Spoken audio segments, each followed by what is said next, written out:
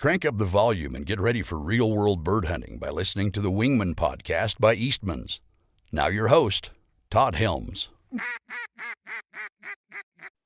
Hey guys, welcome to another episode of the Wingmen Podcast. I'm your host, Todd Helms, as usual, and today's guest is Michael McNeal.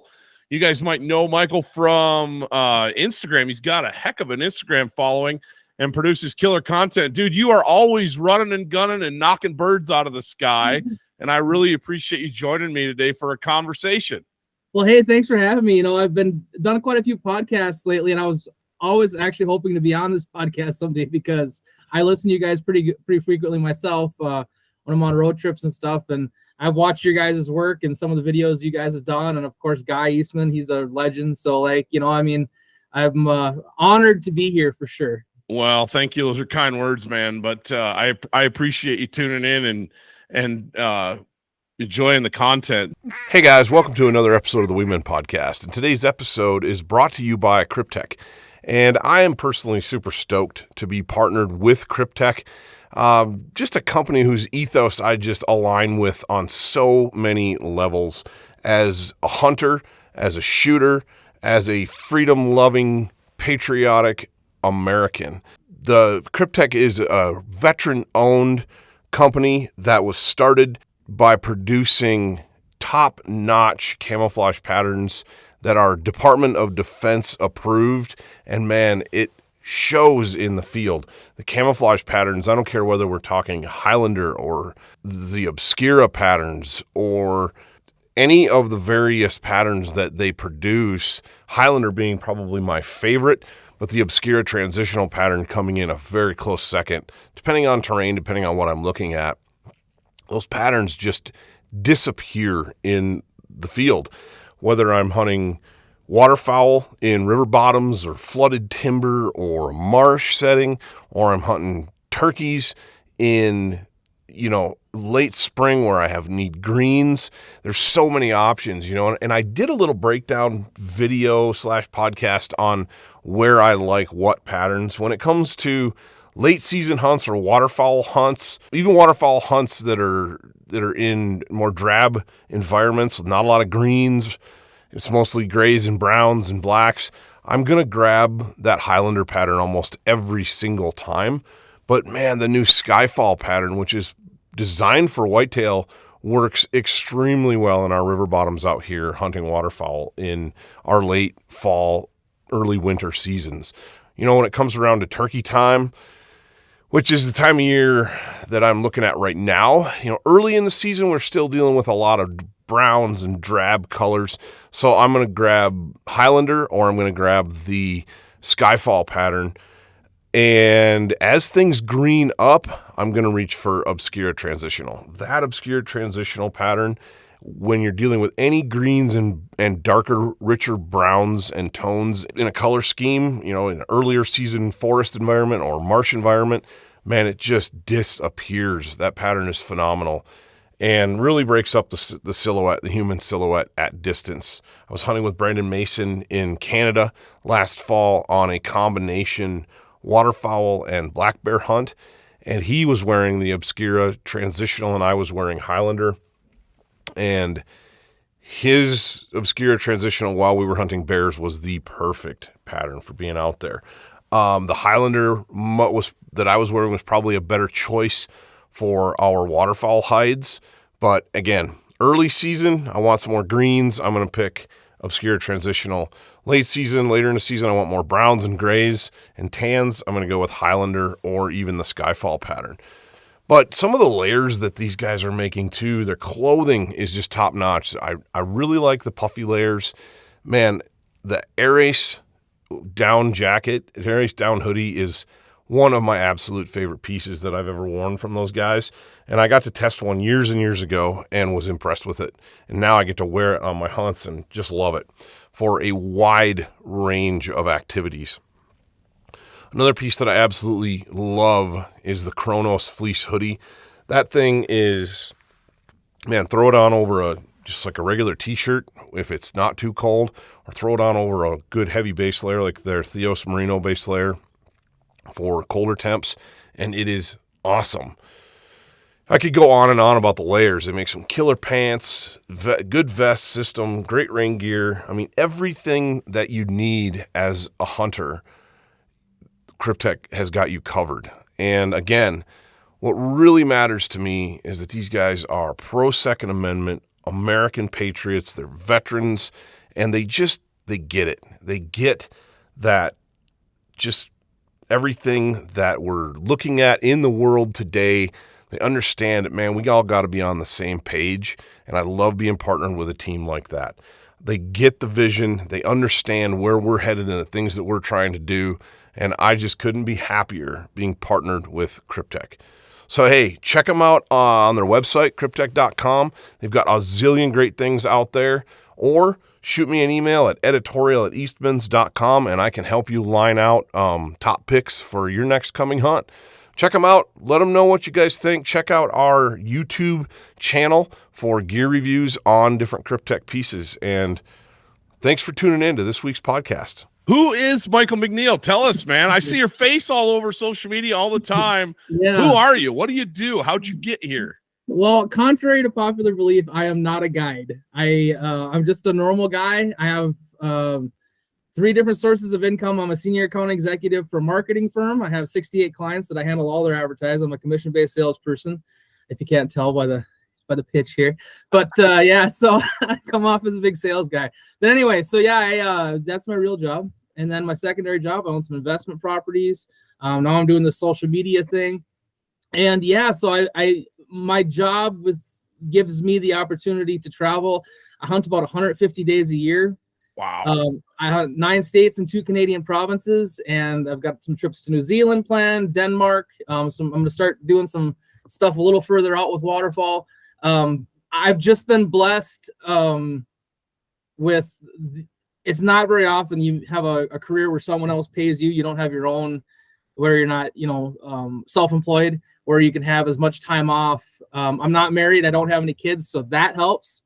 But yeah, so it's helped me out a lot. Just Leighton Broadcasting, who I work for, has been in fact, they push me to follow the dream because they know that pushes me and to do better at sales. And as long as I hit my numbers, they don't really care when or where. In fact, we got this rule now.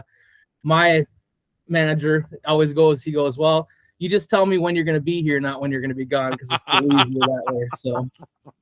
So I've got fortunate. That's awesome. That is how you know that you've made it right there, I think. Yes.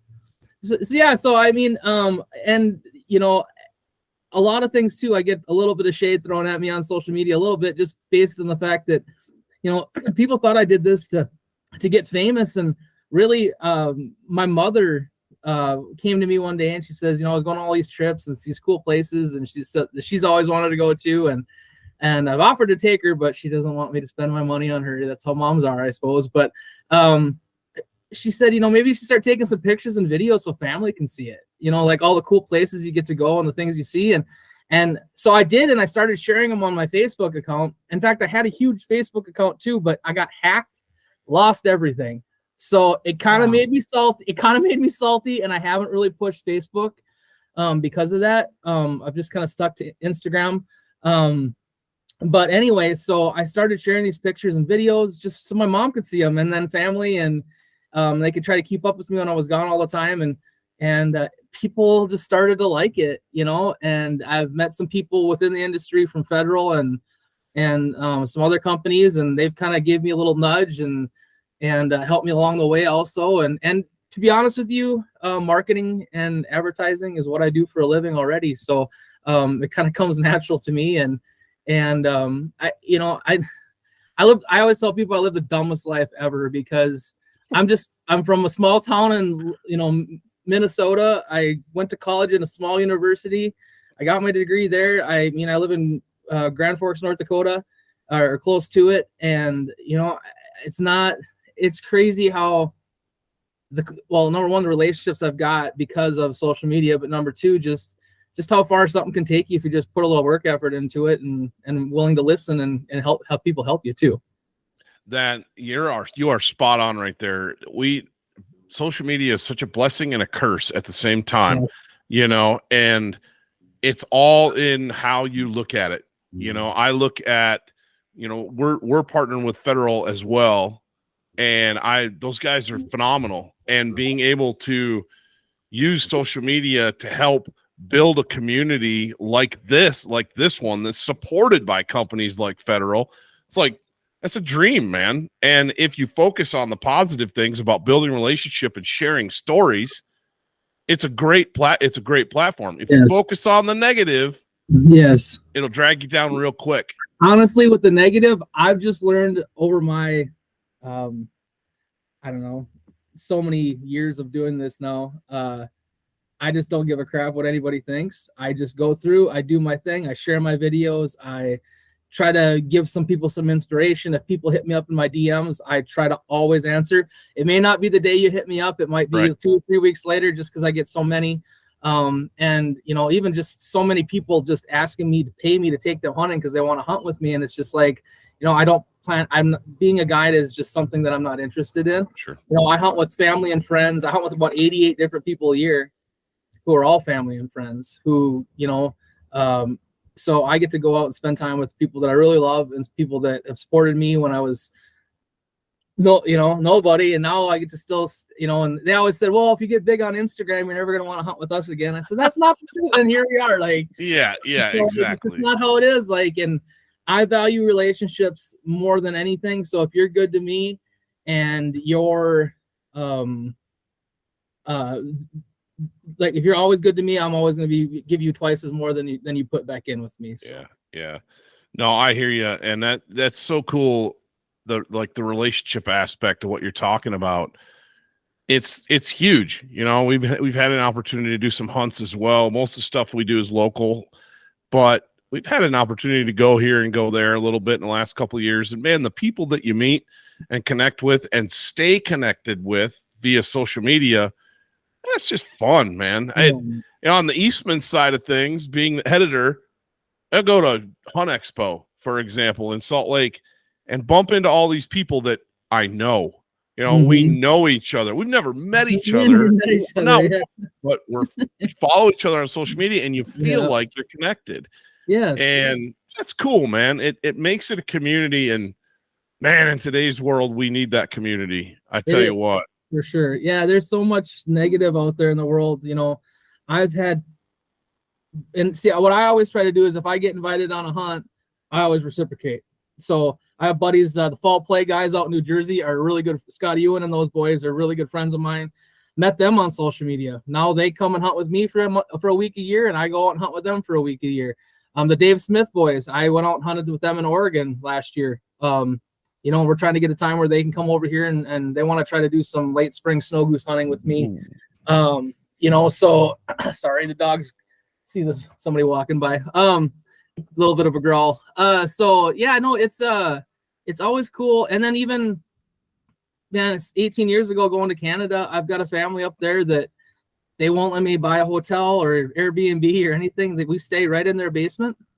They will not take any money from us. We hunt all their land. In fact, when I first started staying there, their daughter was still crapping her diapers. And I was at her grad party last year. Like, it's just crazy. Like I said, I live the dumbest life ever. And I can't do it without those relationships. And I always tell people too, when a hunt feels good is when you feel a sense of loss within you.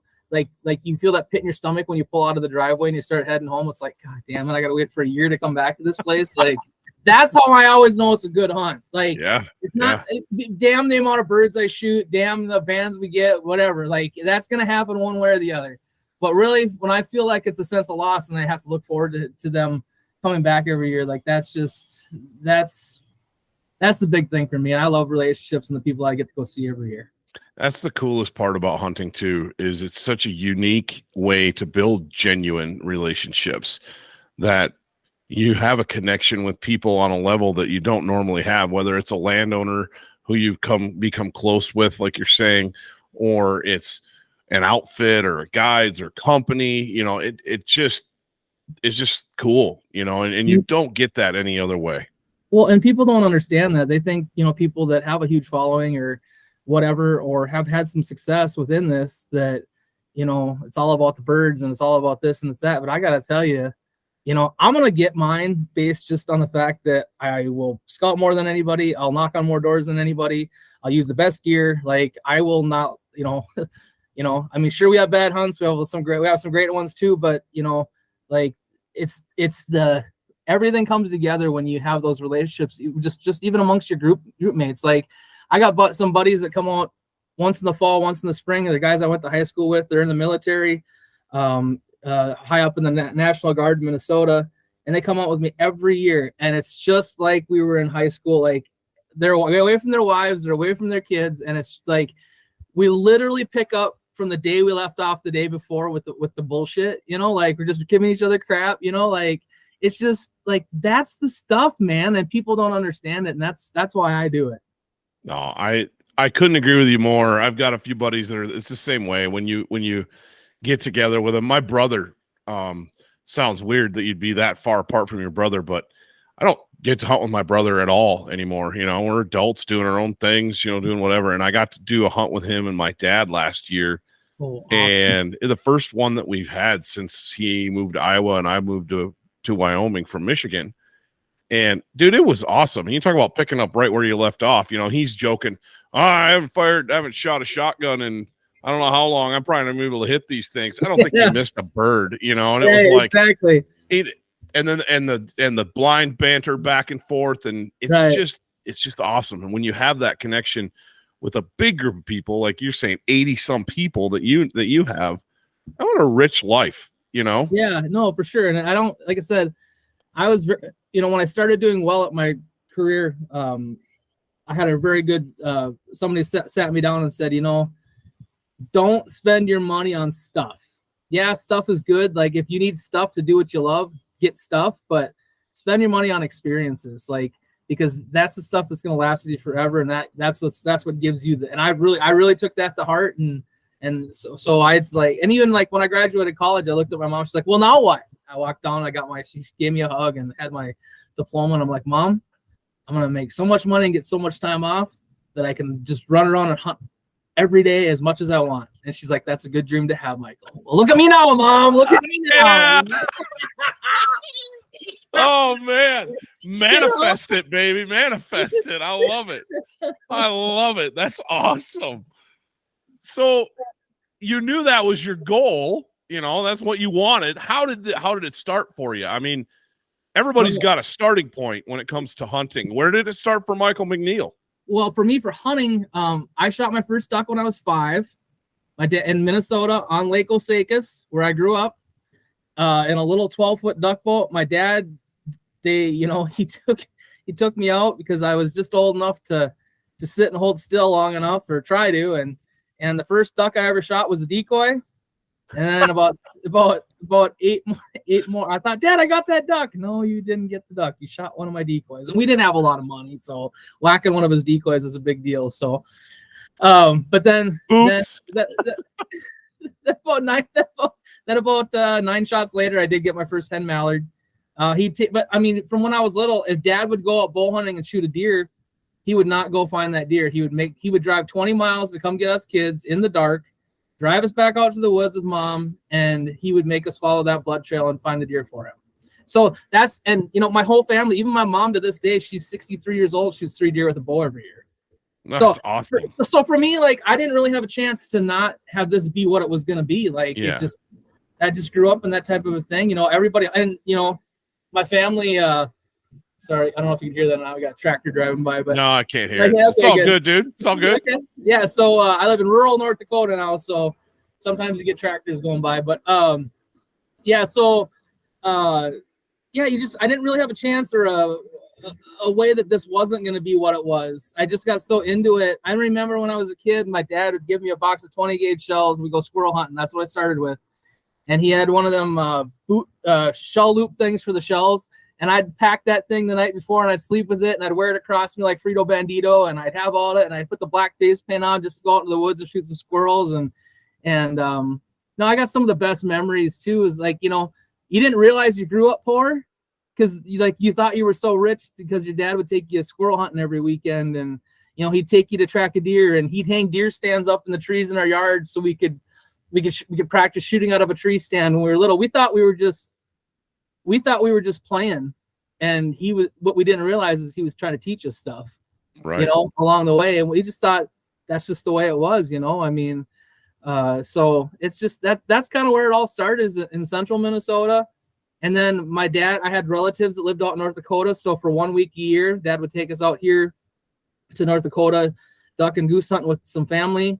And I shot my first swan when I was 12 out here. Wow. We were past shooting off this big lake, ducks and geese. And I had a swan tag and had 20 gauge with 2 3/4 inch 3-shot.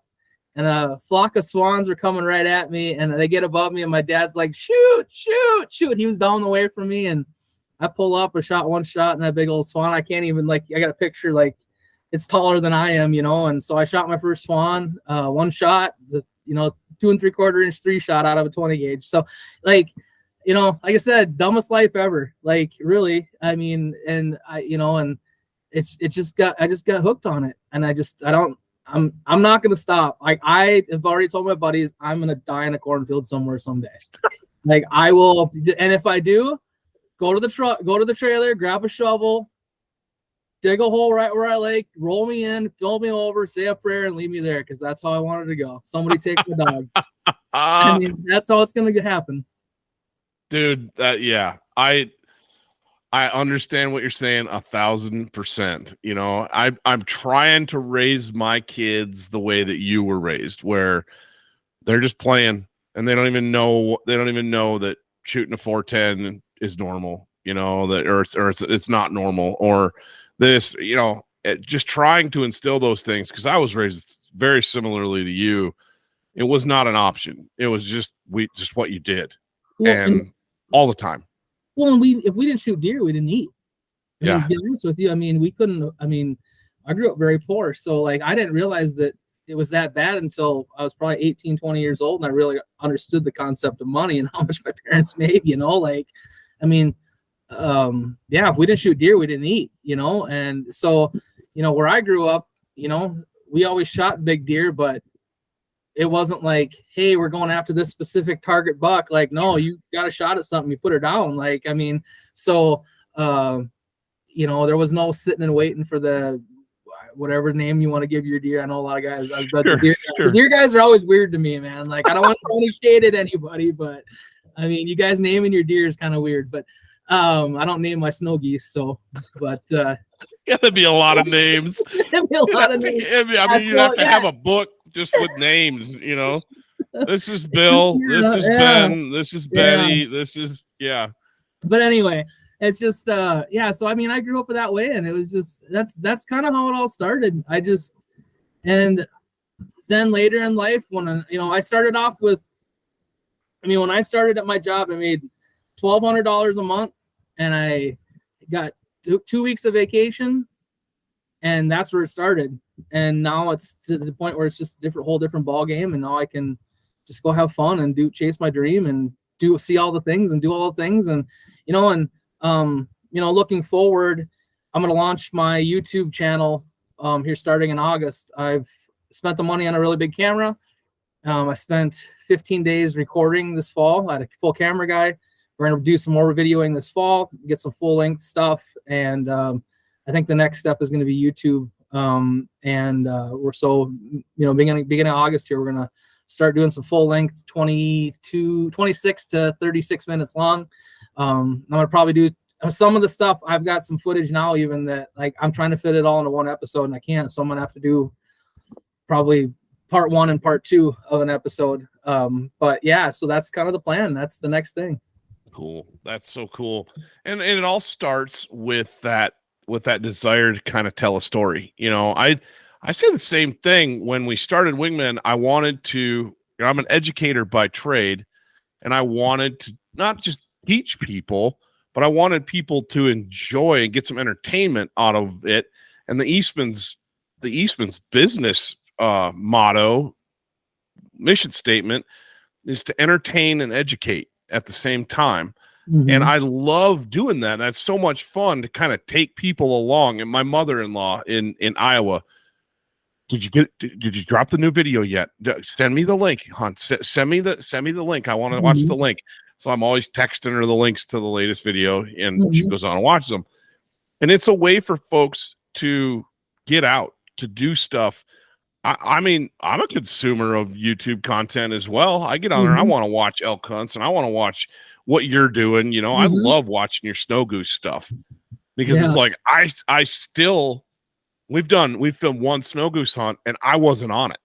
I didn't get to go, and I'm like, I got to get this done. You know, I'm kind of trying to figure out an angle to do that. So I watch your stuff, and I'm like, yep, someday I'm going to go do that. That's going to be awesome. It's snow. Be careful what you wish for, because, you know, I shoot big honkers. I've done lessers, specks, mallards. I've done it all. And snow geese will get in your blood, and it will consume your entire life. It is the hardest thing you will ever do. It's the most rewarding thing you will ever do. Nothing works like a snow goose. I've just been hooked on it. My dad had 400 Texas rags, and, you know, we'd put them all out. In the spring when the conservation season started in like 96 or 98, somewhere in there, and we'd put them out and we'd go out and kill 10 a day, and we thought we were just, you know, killing it, you know. And now, you know, I mean, crap, it don't really get freaky till we get to 200 now, you know. So it's snow geese has completely consumed my life. I always tell people too, like, everything else just gets me to the point until snow goose season starts. I mean, don't get me wrong, I love killing late season honkers. I love killing early season honkers. September is probably one of my favorite times. September and end of April, May are my favorite times of the year. But man, the snow goose thing, it gets in your blood, man. And it's more of a hatred, kind of, a little bit, because it's hard. Not every, I mean, you're to consistently kill them every day. It's a hard thing to do. So, and it's a lot of gear, and you got to have guys, because I'm not one of those guys that just puts out a big, massive migrator spread and sits all day. Like, we pick up and move and hunt them like honkers every day. So you're moving, you know, 600 to 800 Dave Smith full bodies every day. That's a lot of work. And all the motion. And, you know, here's the other thing. In the spring, it's muddy, and especially up here. I mean, we have tracked vehicles. I got an Argo with tracks on it. We got 4-wheelers and sleds, so you got to drag everything into the field, then set up, then drag it back out. Like, and we do it every day. We hunt till noon, 1 o'clock every day, pick it all up in an hour and a half, back on the road scouting, and then we move to the next spot. So it's a thing. Now, fall hunting snows is a little bit nicer because we can just yank the 20-foot trailer out there and kick them out the side door, which is kind of nice. But it kind of feels like cheating a little bit, but whatever, you know. Yeah, no, that snow goose thing that's the funnest game, I think. Well, I'll have to trade you a snow goose hunt for a late season mallard hunt. That would be fun. You see, you guys hunt a lot of rivers down there in Wyoming. We do. That's the only reason we have birds is we have rivers that don't freeze, and that's it. That's the only reason. And I have never shot a duck on a river in North Dakota. Come on out. Quid pro quo, man. I swear, I will set you up. We'll talk about that later. But yeah, no, I would love to have you. I make that offer all the time to different podcast guests, and the only person who's ever taken me up on that is Ramsey Russell. Yep. He's the only one. I seen he was down there with you. Yeah, and we had a great time. And he came early.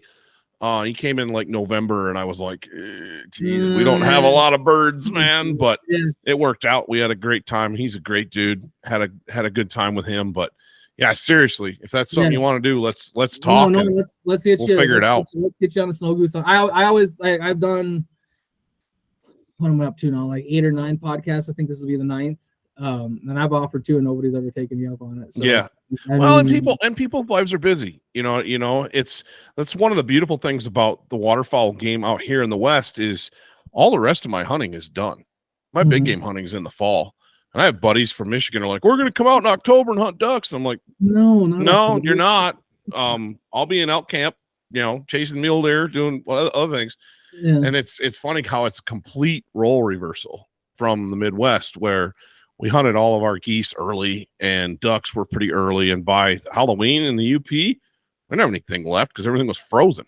You know, if maybe on the big lake on Badenoch or something like that, you'd have some divers or something. But well, see, the best hunting in North Dakota and South Dakota is when everybody thinks they're all gone already. Right. I mean, that honestly, like late, you know. So, you know, I hunt North Dakota. do Canada in September and October, North Dakota early, North Dakota, October I start getting in a little bit of a deer bug too. And then first couple weeks in November in North Dakota, and then I'll start rifle hunting a little bit. And then we start traveling. Like I go, we'll do Montana and South Dakota, and then as soon as that's all done, once January hits, I'm out on the East Coast. I'm chasing greater snows and, coastal ducks and stuff and black ducks out there. And then, so I move where the birds are. Somebody's got birds and I got time, man. I'm there. Like, that's so cool. I know last year, like even the Dave Smith guys, they invited me out to Oregon in February, and they're like, we can't shoot ducks, man. They got birds out there, but I'd never shot cacklers, and they've got 7 different subspecies of geese out there. I got you can't shoot duskies, so I got all but an illusion out there this year, and it was awesome.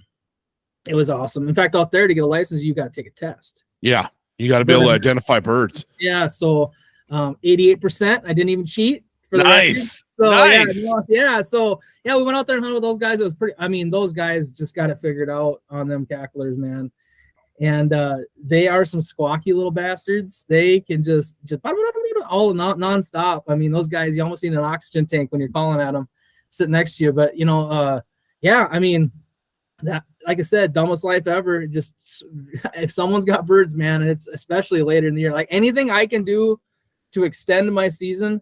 My goal now, I shot a snow goose on June 1st in Canada. So you can shoot, the season in Canada doesn't close until June 15th. Okay. By law. So I have shot a snow goose in June, but my goal is next year when we do New Zealand is to kill one in every month. I'd like to kill a goose in every month. That would be awesome. Hey guys, this episode is brought to you by Savage Firearms. Savage came out with a Renegade just recently, a couple of years ago now, actually, and we've been blessed enough to partner with them recently, and I'm stoked to be shooting the Renegade, but I gotta be honest, I love my over and unders. And I was super excited to check out the Stevens side of the Savage lineup, and that's where you're going to find your single shots and your over and unders. The Stevens 555 is my pick for an over and under. I've been able to shoot one now. Honestly, we've had one in our hands for a couple of years, and I've been able to shoot it on and off at sporting clays on a couple different hunts, especially upland stuff. And man, it's light in the hand. It's super quick to the shoulder. It shoots exactly where you're looking, where I'm looking anyway, and it throws killer patterns. And I am stoked to be hooked up with Savage, but still be able to shoot an over and under at the same time when I want to. That's that Stevens 555. Man, it's an awesome shotgun, especially when you're talking bang for the buck.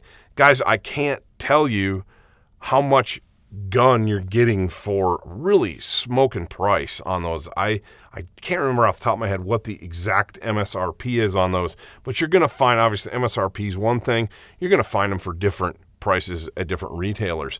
And I just had the opportunity to talk to a guy while I was at one of our local sporting goods stores about that Stevens 555. I picked one up. I was looking at it. I was like, man, that's a really nice shotgun. I was telling my dad, man, bang for the buck, this is an awesome shotgun. And there was a customer standing there with his kid, and he comes walking over, and he goes, hey, man, I heard you talking about that Stevens. I've got, brand XYZ. How do you think that compares? And I said, well, especially when you're talking about bang for the buck and the money the money you're going to spend for what you're going to get, I was like, dude, that shotgun, you can't beat it. It's a phenomenal shotgun. If it fits you, man, go for it. He obviously was already intrigued by it. He walked over, looked at it, the kid's shoulder. He's like, what do you think? Kid goes, I like this gun, Dad. Boom, bought it right there on the spot. That's not a shameless plug for my sales ability because I don't have much sales ability, to be honest. But that was just me having the ability, having the experience with the Stevens line and knowing what a high-quality shotgun that Savage produces in that Stevens lineup, that I could just unequivocally say, hey, man, you're not going to be disappointed. It's a great shotgun. Check it out. Same goes, obviously, for the Renegade lineup and all the Stevens lineup. Savage is making awesome shotguns made in America. I can't say enough about that, how proud I am to be partnered via Wingmen through an American-made company. Thank you, Savage, for sponsoring today's podcast.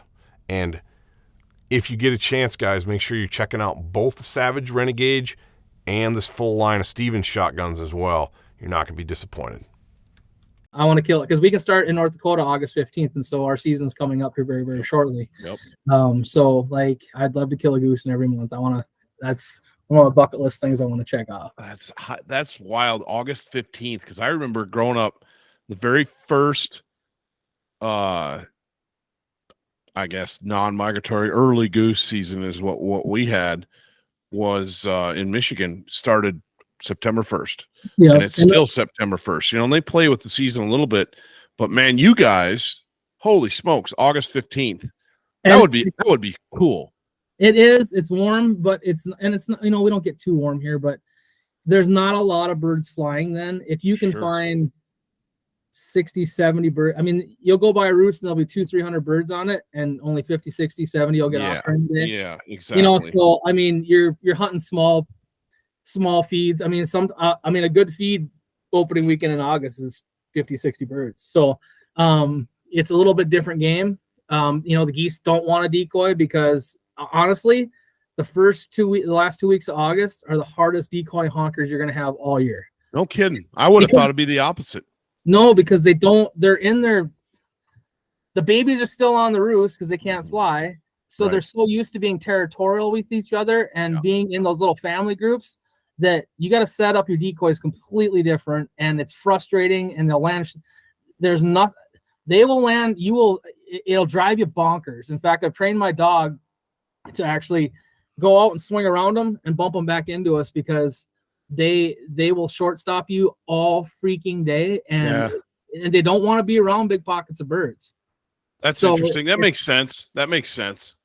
Yeah, it's just a whole different game. And, you know, a lot of people get all jacked up to come out to Nodak, you know, for early season because we start earlier, and it's just they come out here and get their asses kicked because it's a totally different game, man. And most of the birds are sitting on the water and, like, they can't fly. Like, you'll drive by a roost and they'll be running down the road in front of you. Like, I like it because, I mean, obviously, anytime I get out to hunt, you know, I'm that guy that I want to go. But, like, September 1st, once the molt start coming down, that's when it gets nutty. But and that's pretty fun too, setting big migrator spreads. And those molt migrators, man, the first crack at those things is that's what we had growing up in the UP too, where it was the September 1st through the 15th or 1st through the 10th was just by the 5th or 6th you were covered up in molt migrators. Yeah, it was exactly. stupid. And the first morning you go outside, and if you're going hunting and you see that first little bit of frost on a piece of grass, yeah, buddy, that's the day.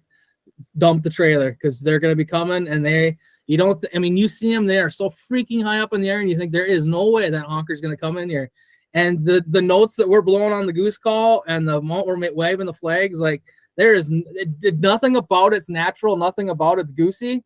But man, the louder and you can pull them, and it's fun, man. It's really cool because they'll be 300-400 yards in the air, and they'll make 2 big loops, 3 big loops, and they're right at your boot bags, you know. So it's pretty cool. I love it. I remember the first time we broke a group out of the stratosphere like that. We all, bang, and we looked at each other like, how did we just do that? But it's exactly what you're talking about, where you're just blowing your lungs out. Everybody's got a flag in one hand and a call in the other, and you're going crazy.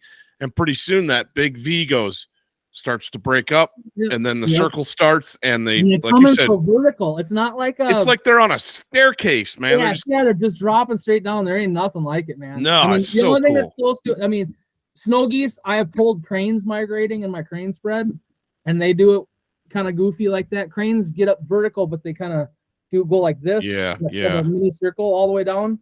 I've been in Canada so late too that you get to watch the cranes actually pick up and migrate out and head to Texas. That's Really? pretty cool. You'll have 5,000 cranes in the field, and you'll be sitting there watching them, going to hunt them the next day. And all of a sudden, one of them will stretch his wings out and go like this, stretch, and he'll jump up, and the rest of them will follow him 10, 15 at a time, and they'll just start going like this, 10 yards over the ground, and up and up and up. And so then they're so far up there, you can't even see them anymore, and they're just gone. Wow. It is the coolest thing you'll ever see, man. Wow. I mean, because you see snow geese or cranes migrate in to a spot, and they come down like that. But to watch them start at the ground and go so low and swing out and get up and out, like that's something, man. It's pretty cool to watch. And I mean, so probably for me, it's snow geese, cranes, and big honkers are probably second. And then honestly, I know it's blasphemy, but as a waterfowl guy, but blasphemy, like ducks are probably my least favorite because. But now when I say that, no judgment here, man. I have no judgment. You got to understand where I live. Like, it's easy here. So, like, I get bored with it, right? Like, and you know, here's the other thing. Like, the birds that we shoot until about mid-November, you know, they're not colored out. It's all browned up. They're brown. So there's no color to it. So, brown. like, I'm going out to Oregon and I'm going out to New Jersey, and they got these, like, pristine black ducks and mallards and widgeon and everything. So, or down in Texas and Oklahoma, man. Every bird's like wall worthy. Well, yeah, I'd probably maybe even be able to do it a little bit more that way, but you know, we only get a short amount of time at them and here and they're gone. And then by the time it is good where they look good, you got about 2 weeks and then they're gone too, you know? So. No, I hear you. I've gotten to the point with ducks where I'd rather hunt geese early, like you're saying, just pound on the geese early. And then save all my duck hunting for when like wintertime, when I'm shooting colored up birds that are, you almost feel bad just eating them. Like I should be doing something more with this bird, you know. Exactly. But every single one of them is perfect. It's all wall worthy, you know. Every single one of them is better than the best one that I shot growing up as a kid in the UP. And how can you, and that's the cool thing too, is like you can only put so many on the wall too. And I just did a video not too long on my Instagram where I shot this interphase blue, and I said in the video, man, if I didn't already have 3 on the wall, I put this on the wall. And then I was like, to the jerky pot you go in the video. And I got so much hate mail in my inbox, like my DMs were just blowing up. I had like 40 dudes like you spoil. He goes, they go, you spoil mother. You know what I mean? Like, they're like, what the hell is wrong with you? Like, put that bird on the wall. I'm like, guys, I kill hundreds of them like that every year. Like, I know it's cool to you, but like, or my guys out on the East Coast in New Jersey, you know, they shoot the greater snows. You know, they'll probably shoot 5 or 6 blues a year. Yeah. So when they see a blue, they're all gonna. That's amazing to me. When I was out there, like, they'll have 25, 30 giant greater snows backstroking in the decoys at 15, 20 yards, and they'll be shooting at the one blue that's way out 70 yards, and none of the bird falls. I'm like, you dumbasses, like, kill the ones that are in the pocket. Like, what are we doing hilarious. Because they don't shoot them, and then they come and hunt with me, and we kill. You know, if you want to shoot, I mean, back when I first started going to Canada in the spring, you couldn't shoot Ross geese. Okay. So you could shoot snow geese and blue geese, because when they did the legislation on it, they left out Ross geese, and they're considered a separate, whatever. So, I mean, there was days where if the sun wasn't right or it was windy, so you couldn't hear them coming in. If it was white, we had to let it go. So we would shoot. I mean, there's been days where I've shot 100 blue geese in a day, just because that was back in the day. That was the only way you knew for sure what you were shooting, because I mean, it's pretty easy if they get them side by side, but man, when they come flipping in hard, power diving in, like, it's tough to pick them out sometimes. So absolutely. Yeah, so I mean, and if you can hear them chirping and stuff, it's a little easier. But if it's windy, you can't hear shit anyways. So especially over the e-collars and stuff, you know. So yeah, I mean, so it's just always funny, like how if you grow up in a certain area, like when they come here, the speckle bellies to them are like the coolest bird on the planet. They can't ever get enough speckle bellies, or they can never get enough dry field duck hunting.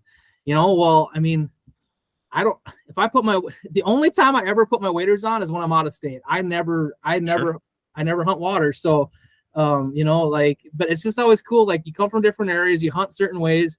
And that's the cool thing about exchanging hunts and spending time with other people is that you get to learn their ways, and you get to pick up on their stuff, and the stuff that trips their trigger and stuff that trips my trigger is different than theirs, you know? And it's pretty crazy. You know, I mean, I hunt with guys from 17 different states every year. So like, it's just always different to hear their side of things, you know? That's and awesome. Each one of them's got their trip, their trigger. Yeah, no, absolutely. Like each one of them, like one guy's like, oh, my one buddy Scott I want to shoot a bluebill so bad. And I'm just like, a bluebill? You want to go shoot divers? We can go shoot these mallards.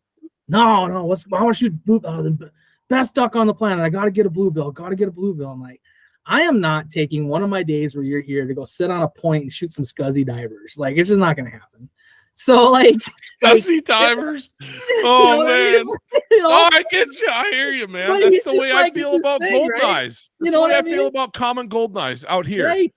Because they're everywhere. And right. I could shoot a limit of common goldeneyes any day of the week out here in the wintertime. And it's not hard.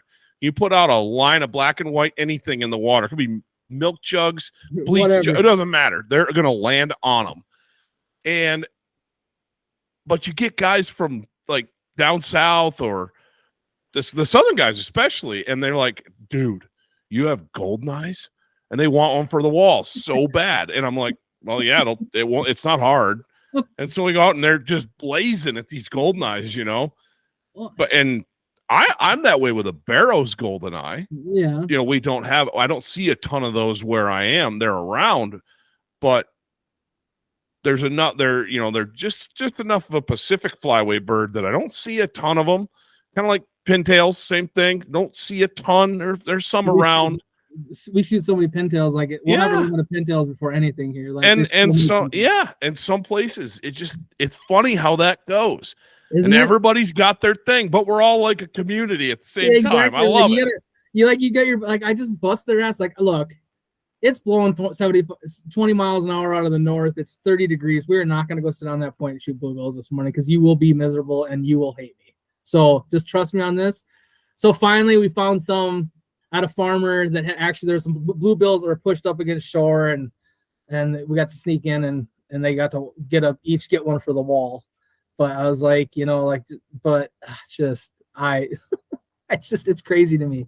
It's always crazy when everybody's got their thing, you know?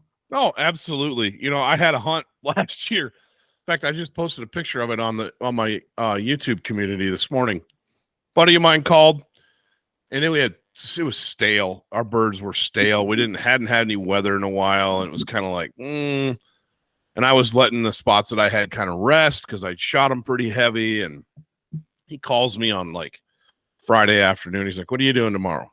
I said, "Dude, I don't know. I might go call coyotes or something. I don't know. Because I'm gonna hunt. I just don't know what. You know, I'm like you. I'm hunting." He's like, I got a bunch of redheads out in front of my house. He lives on the river. He's like, I got a bunch of redheads out in front of my house. There were some bluebills mixed in. He goes, let's do a diver shoot in the morning. All right. Might let okay. It's hunting, right? I'll go hunt, like I've said before. And I had somebody laugh at this comment I made in a podcast a while back, but I'll go. It could be rats at the dump. I don't care. I'm in. You know what I mean? Pull the trigger. I love it, right? Let's go hunting. And so I said, I'll be there. What time? All right. Gave me the time. I show up. I bring both my labs.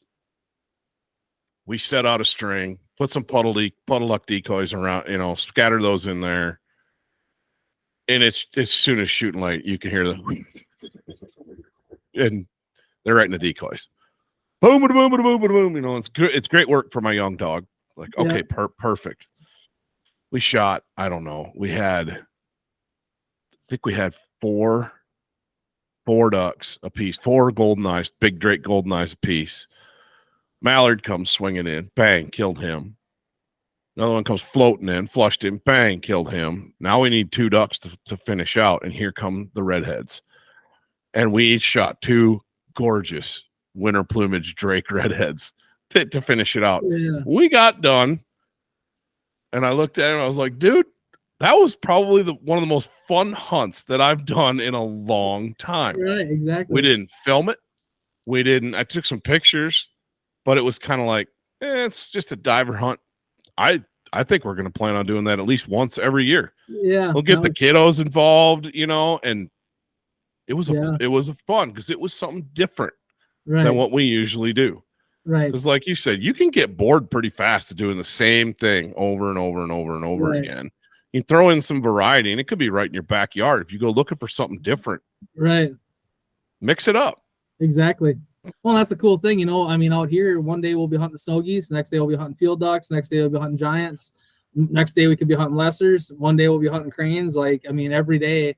So you got to have the right stuff to do it. Because that literally you can be hunting all those different things in one day. We might be chasing swans one day, because I've shot 21 swans in my life. Oh, I'm jealous. Yeah. I know all these guys make it, here's another trip your trigger, but the best way to get a mountain or swan to bring home, honestly, because you got to know the difference between a tundra and, you got to know between the two.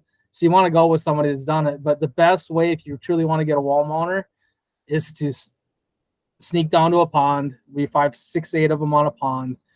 Look at them really good with the binoculars and then whack one. But I've shot them decoying. I've shot them pass shooting.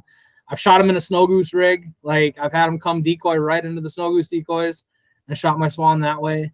But if you truly want to get a nice one, finding a couple that are on a pond and really looking them over good. And because the problem is in North Dakota, you get them and sometimes they'll be pin feathery and you can't even mount it. Oh, you know what I mean? So because they're early season birds, right? So the best, the hardest time to kill a swan because all the small stuff is froze is in November, but your best chance for a mounter in North Dakota is in November. Yeah, that's why a lot of guys out here go to Utah. Yeah, because there's the birds. Then it's late in the year, you're not having to worry about it. But Utah just made it so you can't shoot trumpeters. You got to shoot tundra swans, and that's how we are too. So yep.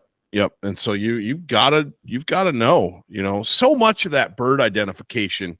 I'll be driving down the road with buddies or my wife's used to it now, but it's like, oh, yep, gadwall and that's an inside joke here in the office, gadwall. Yeah. But how can you tell? How can you tell? And I remember first starting out when I was a kid, a duck was a duck. Geese were easy because they're geese, but it didn't take long, man, and you can tell pretty quick. And what's your advice to people when guys starting out and they're trying to learn their bird identification? Because I can't even really explain it. Well, so for me, you get good at something by doing it a lot. No matter what it is. I don't care if you're shooting jump shots or you're playing football or learning to throw a spiral. You get good at it, throwing a curveball, whatever it is. You get good at it by doing it. And the best waterfowl hunters on the planet aren't good because they do things that are different. We're good because we read the birds better because we've seen more birds. Now, I remember when I was a kid, I've got the biggest collection of DVD waterfowl. I'll put it up against anybody. I have every VHS, Take 'em One, the old Zinc video, Sean Stahl. Man, I own every freaking one of them. My mom would go to the video store and I'm like, no, I don't want. I'm like, let's go to Fleet Farm and. Yeah, I want to buy. I want that new Buck Gardner. Take them, I want that, instead. And so, Fallen Skies 5. Yeah, exactly. Whatever. I still have all of them. So, truth be told, if I wasn't hunting them, I was watching it, and I wore those DVDs and VH. I still got them all. So, but you learn by doing, and you learn by watching, and so I can tell by the shape. Typically, shape and wing beat is how I tell. Before I see a color, before whatever, I'm especially in the spring when we're hunting, because you get to see, you get spoonbills, you'll get pintails, mallards, speckle bellies, lessers, and so I'll holler out, down the line, hey, that's the bottom ones are specks, top ones are snows, and they'll be 300-400 yards out. Well, how can you tell? Well, it's the wing beat, it's the shape of it, It's the pump, it's the speed, it's the and I can't describe it, but a lot of guys are just shooting to shoot a limit, or they're not really paying attention to the surrounding, they're not really paying attention to what that bird's doing in the air. They're just like you talk about stories. Your decoy spread and everything should tell a story. Everything that I said, when I said a decoy spread, I'm not just setting a decoy. I'm not putting a U up. Whatever alphabet number you want to pick, I don't give a crap. But that's not how we do it. We scout and we set a spread. Preach like it. Birds Preach it. Right. Preach it. Right. We set the spread just like they were the night before. If they were tight, they were tight. If they were whatever. And I'll pull out a whiteboard out of the trailer. I keep one in the trailer.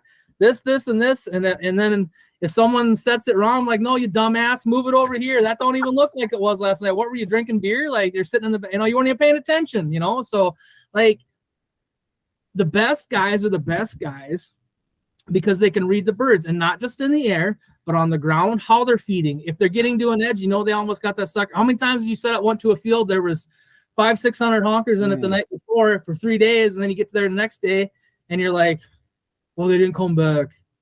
And then you drive. But where were they? But where were they in the field? Right, yeah. Were they started in the east end of the field, and the last night you saw them and got permission, they were in the west end of the field. Well, they've eaten their way through the field. They're done. You might get one crack at them, maybe. Right. So I mean, that's the difference between a guy that shoots a lot of birds and a guy that don't shoot. And even when the birds are coming in, I tell guys this all the time, especially with big Canadas. If they're coming, shut the hell up. Yeah. Let them come. Like, shut up. Like, we don't need to play this game where we all got goose calls and we all like to blow our calls, but just like a couple, if they're sliding to the left or sliding to the right, give them a couple double clucks to center them up. But like, you don't need to just be constantly blowing. Now, snow geese are a little bit different, but even snow geese learning, I'm telling you, most guys run their e-collars too hot. They run them too freaking loud. They're pointing them more out than up. Snow geese work vertical, so you should point your speakers up. That little tip for the trade. Like, but and you want a lot of sound. You want a lot of sound, but you don't want it loud.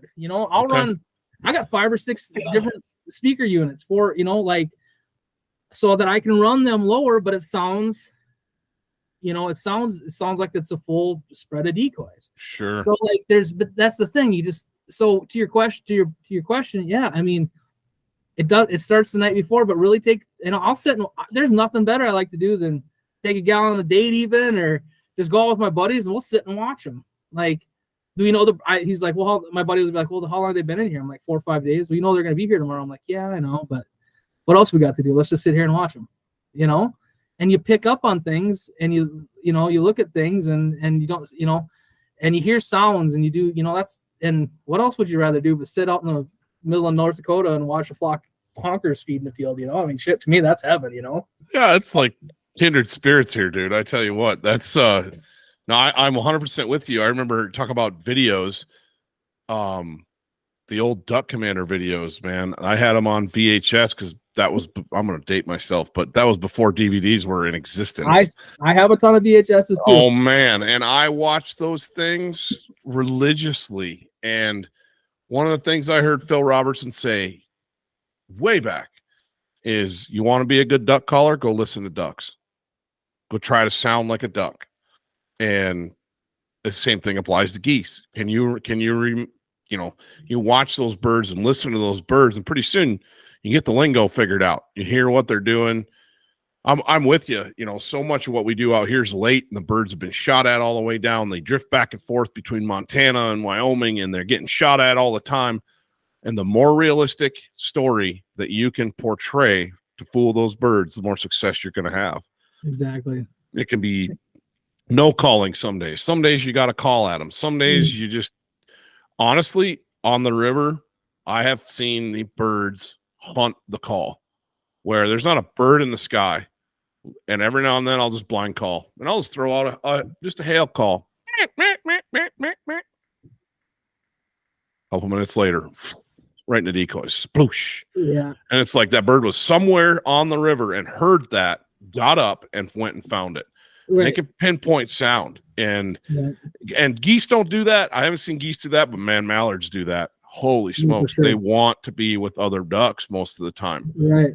It's wild. Just the little behavioral things. What you were saying about August 15th and how different that is. I would not have guessed that. It makes perfect sense what you're saying, but I wouldn't have guessed that. Right. you've got to see that a lot where you travel so much. You're seeing different bird behavior in different parts of the country at different times of the year and all these idiosyncrasies about how guys hunt them. Yes. Well, and it's kind of funny. So, you know, I make a living off of killing snow geese over. Most guys are putting out thousands of decoys. You know, some days I run a couple hundred. Some days I put out 1,000. Some days when you got fog or snow, you don't even need one decoy. You take that e-collar and flip it on, and they're coming to the sound, and you just freaking bring every shell you got because you're gonna shoot every one you have. We filmed a hunt this year, late May. We had fog that day, and actually we had 2 hunts. One was fog, and one was that smoke from the wildfire. The smoke was so heavy where we were at that it was just like fog. And the guys were like, "Well, how many you want to put out?" I'm like, "Let's just put out 150 bird decoys." They're like, looking at me. I'm like, "Dude, just trust me. Let's just put out 150." Because what'll happen is in the fog, they're coming to the sound, especially the snow geese. So if you get your spread too big, they'll swing the outsides of it and they'll land on the outside of it. So that makes sense. So you want to keep her small. So when they finally do see a decoy, they're coming into it and they're within range.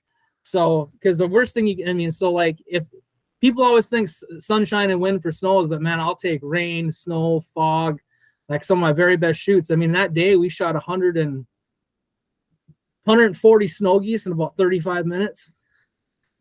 And, you know, it was just as fast as you could shove shells in your gun. And we got it all on video. And I've seen some of the clips that you've posted of that fog hunt on Instagram, and it looks just awesome. Like it was, yeah. Back to telling a story, you know, it's like, I want to be there. That looks so much fun. Yeah, it was. It's like you know, closest thing I can describe to it, hunting snow geese in the fog, is it must have been what it was like defending the Alamo, because it's a gunfight, man. It's like you're fighting, it's them or you kind of a deal.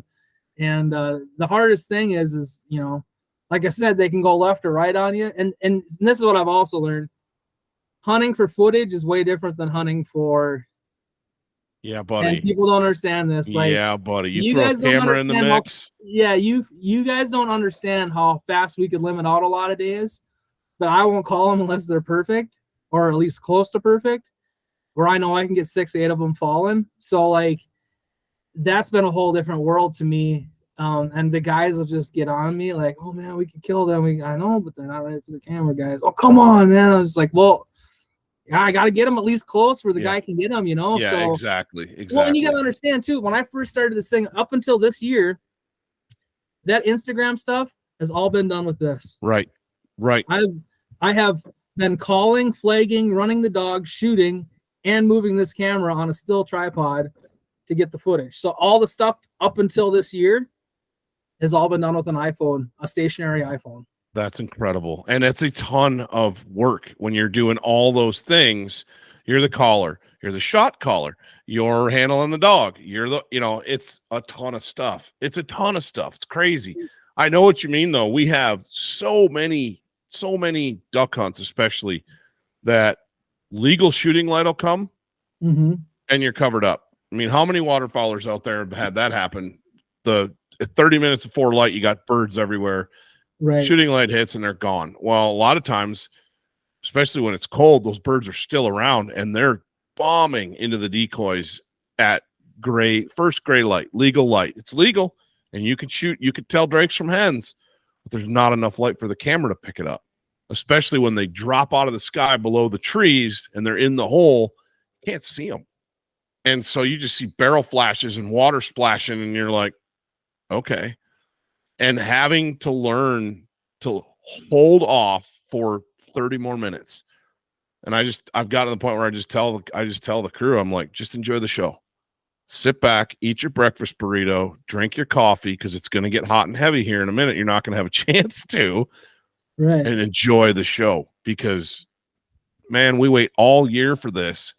And if you get in a hurry and get all hot and bothered, pretty soon it's gone again. And you're looking at March and it's gone. And you're like, and then you're like you. And then you're like you. You're running down the highway going a million different places trying to find birds. Right. And that's the thing. Well, the other thing about shooting them too early, especially on ducks, is all of a sudden you look down and you got freaking six brown one laying there. Because I don't care how good you are at identifying them, even how close they are, it's tough to tell sometimes. Yes. Yes. So like, I mean, and that's the hard, even like for us early season when it opens up here end of September, or even Canada 1st of September when it opens up, like I mean, the only way you can tell it's a drake is you got to watch right here under its neck. And that's the only way that you can tell.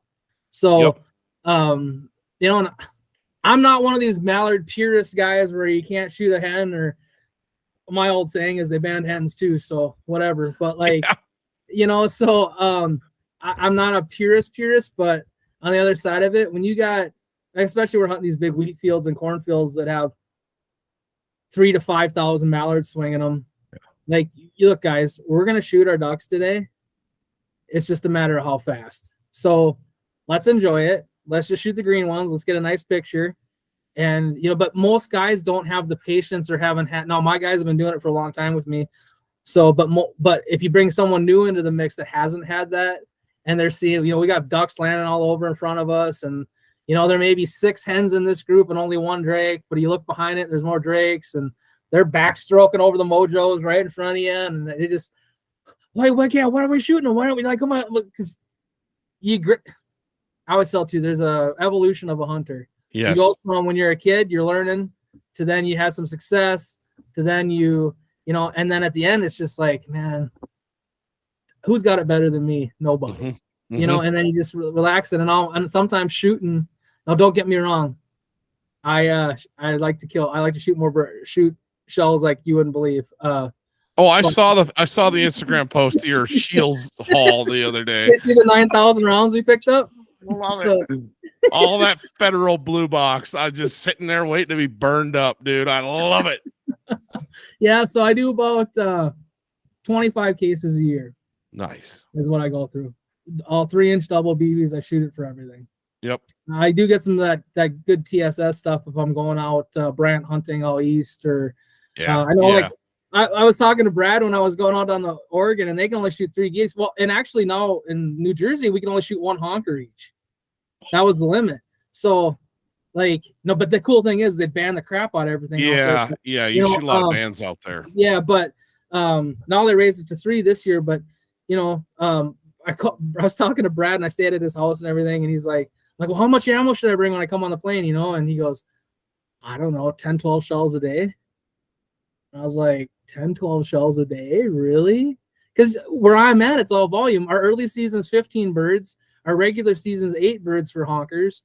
And he's like, yeah, man, we'll get 10, 12 guys out there and 3 or 4 rips and we're done. And, and I'm just like, so I brought, I brought 7 boxes of TSS with, and I think I brought back 4 or 5 or something like that. Like, that's what I tell guys about the TSS, because they, you hear it all the time.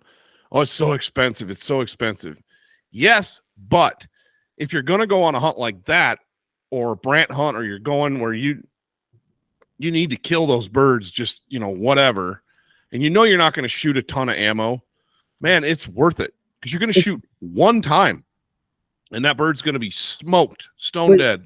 And it's not meant to sit in volume. No, don't get me wrong. I've loaded up a tube of it and shot into a flock of snow geese. And you want to see snow geese fall? You shoot. Just watch them rain. Holy shots of that. I mean, that's still 7.5 inch, 7.5 some BBs. Yep. You send 11 of them downrange, and the snow geese are falling. But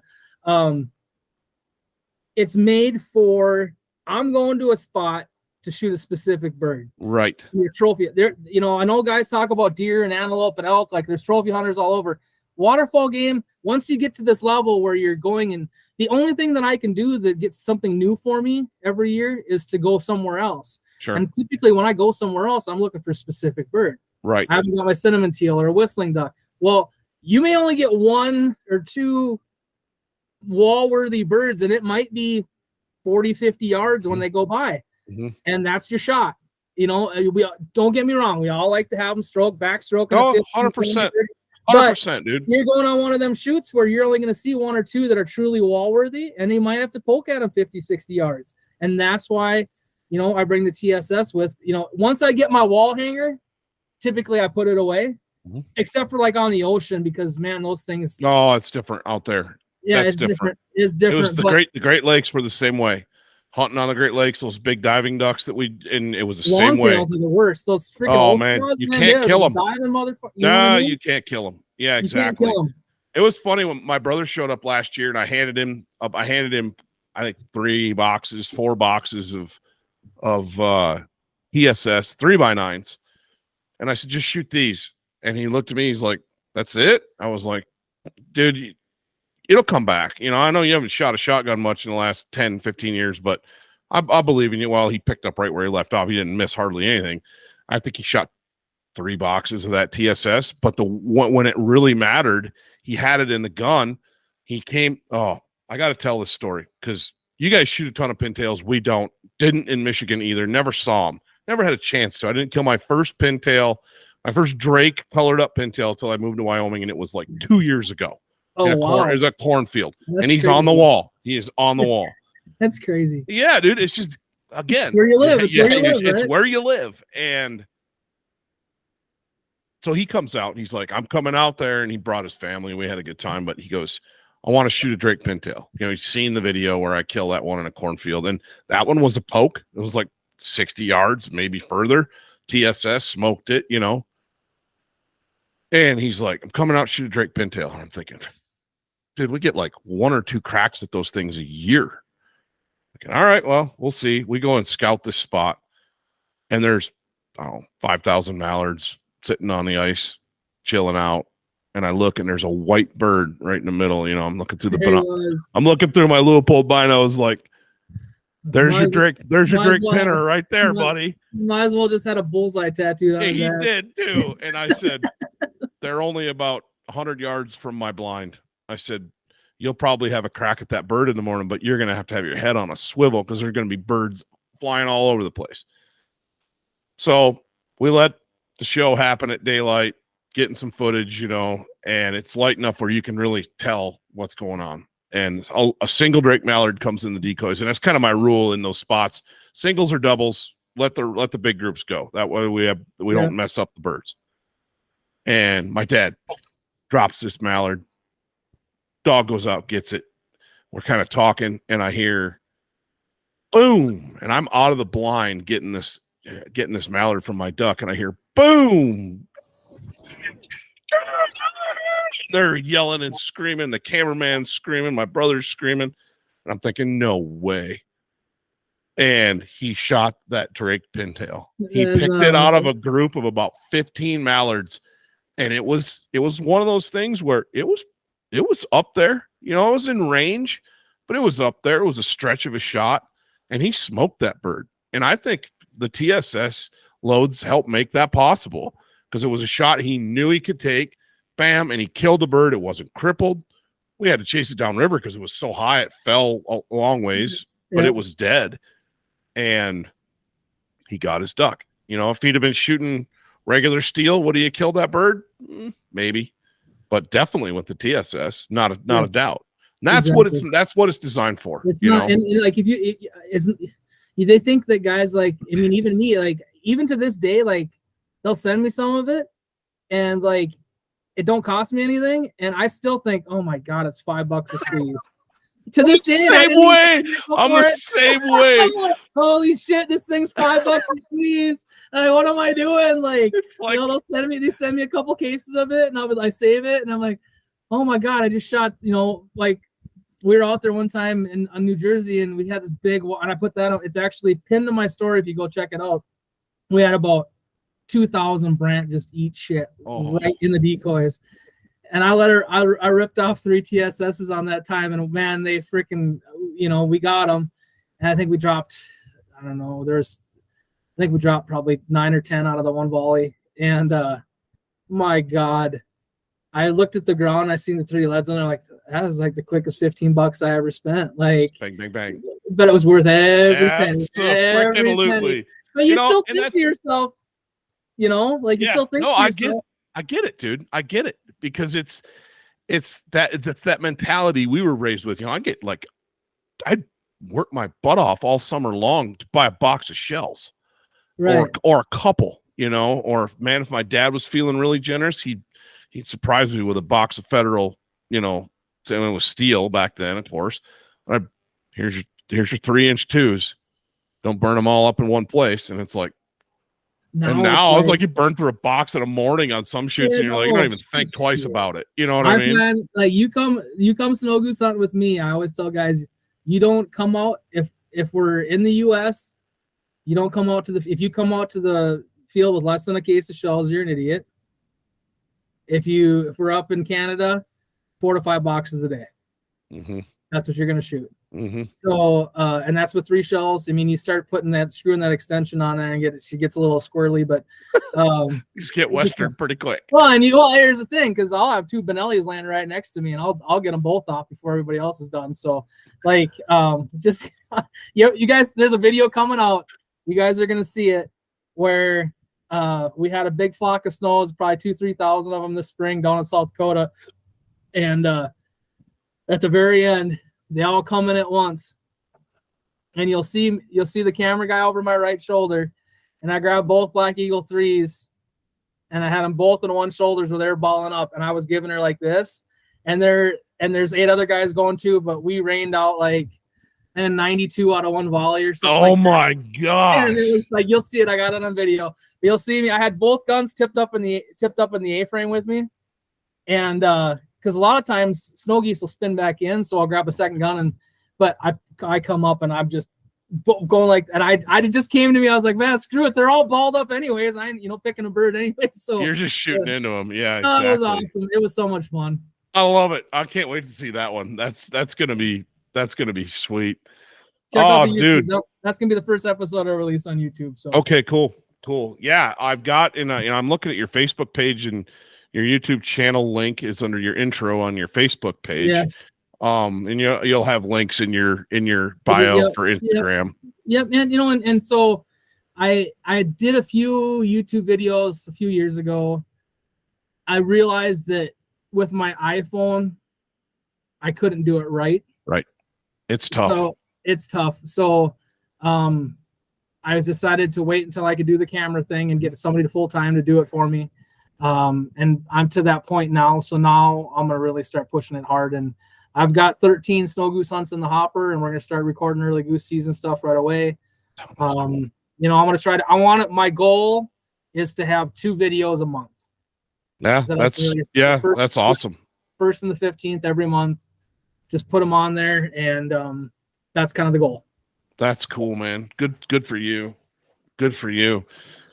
Yeah, no, that is so awesome, dude. I have had an absolute ball chatting with you. This has been an awesome conversation, and I think we could probably keep going, but I'm going to save some for next time because I'm definitely going to do this again. Yes. And we have got to get together and shoot some birds. And I always tell this too, like, you do these podcasts and you meet people or whatever, when you find 2 guys that are on that same track, and I can tell that about you already, like, grew up the same way, like, just a lot of similarities. Like, I guarantee we'll have a blast. So yeah. I'll send you my phone number here on Instagram. Perfect. I'll give you my cell phone number. Send me a text or whatever, and we'll get hooked up. We'll try to I don't know what your schedule is this year, but we'll try to even get you out this fall or something. I still got some room for a few hunts and stuff, so cool. If you want to get in, we'll appreciate that, man. And we, like I said, the drill out here. It's December, January, and February out here.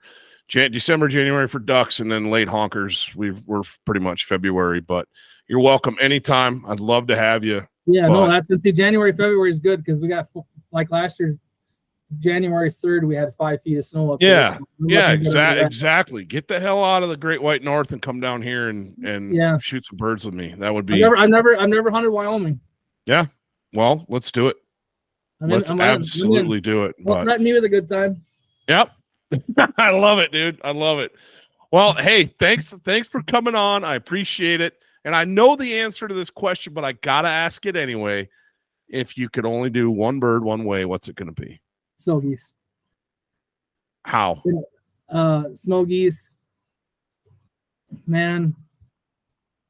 Snow geese, Canada, May. Love it. In a wheat field. Till I die. That's where I told you that's where I'm kicking it over. That's where it's gonna be. I'll be 80 years old, 85 years old, and I'm just gonna tip over in a wheat field somewhere. So. Bury me on the lone prairie. I tell just you dig a hole, roll me in, say do one of these, and just somebody say that that guy, he did it all he wanted to do. He went out all he wanted to go. So that's it. I love it. I love it, man. Well, dude, I'll let you go. Thank you very much. Thank And you so I much for appreciate having your me. time. All right. Talk to you later.